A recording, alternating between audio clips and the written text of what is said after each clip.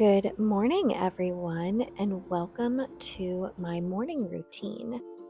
This is the essential part of my day that opens up my time for reading. And I'm only able to read as many books as I do because of this routine and because I wake up earlier than anyone else in my household. And I always start off my morning with trying to have as much water as I can. Getting hydrated really helps wake me up and wake my body up. And I follow that with a very quick stretch. I find that the stretch first thing for me really helps, again, wake up not only my mind, but my body. Makes me feel really good going into the day. And after those two things, I am definitely ready for my morning cup of coffee. I have tried routines where I've put off drinking my cup of coffee until much later. It has not worked.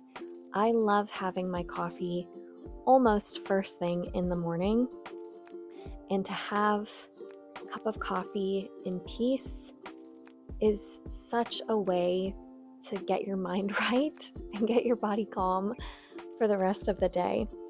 So I love my morning coffee, and I always follow that now with a Bible reading. So one of my New Year's goals for this year was to make my way through the entirety of the Bible.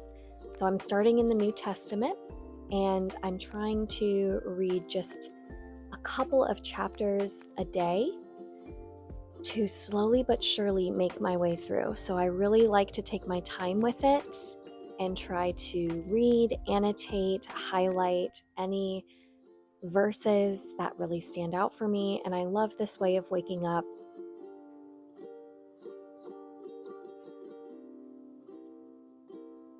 So then, once I've finished reading a couple of chapters of the Bible, I shift into my book. This is where the majority of my time is spent in the morning. I will usually read, depending on how early I wake up that day, anywhere between 15 minutes to an hour every morning.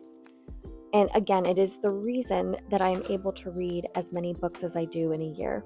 If I didn't have this time, I would hardly be able to finish any books at all. So this is the majority of my morning. And after I finish that first focused reading session, that is when I go into my getting ready for the day routine. So I brush my teeth, I get dressed, I do very, very minimal hair and makeup. For the makeup, I just do enough to kind of make me feel good with myself, confident with myself. I'm not trying to impress anybody, but I just like doing a little bit to make me feel good as I go through my day. So every day I do this same exact routine. And then depending on the day, sometimes I do this, sometimes I don't, but I will sit down with my daily planner and just prepare my checklist for the day. I sometimes do this the night before, but I like also doing it sometimes the morning of to kind of just plan for what's ahead. So not only for my day, but even sometimes for my week, kind of jot down what I need to do, what I need to focus on, and even journal any thoughts that I have. So then at this point, usually the morning ends, and that is when we go into breakfast time. But this particular morning, I had some extra time. My kids decided to sleep in and give me a little extra time to film my morning for you. So for this particular day, I had a little bit more time to go back to reading. And for this second reading session, I had a second cup of coffee and I decided to just sit in silence for a moment. And sometimes I'll do this before my first reading session, just kind of sit in silence. So to have the opportunity to just sit in silence for a couple minutes and just get to enjoy my library, which is my absolute favorite room in my home. This is the library that, if you watched my library vlog building this library, you'll know that my father and I built this together. And to just sit and have some time to be with it in silence is so special for me. So I love doing this. I love having a moment to just sit in silence, sit in peace, sit with my own thoughts. So once I did that, I went back into reading, had a little bit more time for it, and then this is where I go into getting breakfast ready. And I find that before my kids wake up, if I am able to get their breakfast ready, get their plates all set with what they're going to eat, get their drinks ready so that when they come downstairs and come to their table to eat, it's very easy for me to just put the plates down and move with more calmness, with more unhurriedness, and more so if I'm able to get not only breakfast for them ready, but able to get breakfast for my husband and myself ready as well. That again makes a huge difference. So I try to do all of this together where I'm getting breakfast ready for my entire family all at once, so that once everybody is up and ready to go, it's a little calmer. It makes it so that I have one less thing to worry about and do while they're running around and I'm trying to corral them as they get ready for the day.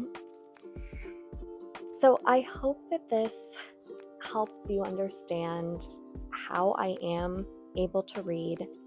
If you've ever thought about waking up earlier or wanting to have more time for the things you love, I can't recommend early mornings more.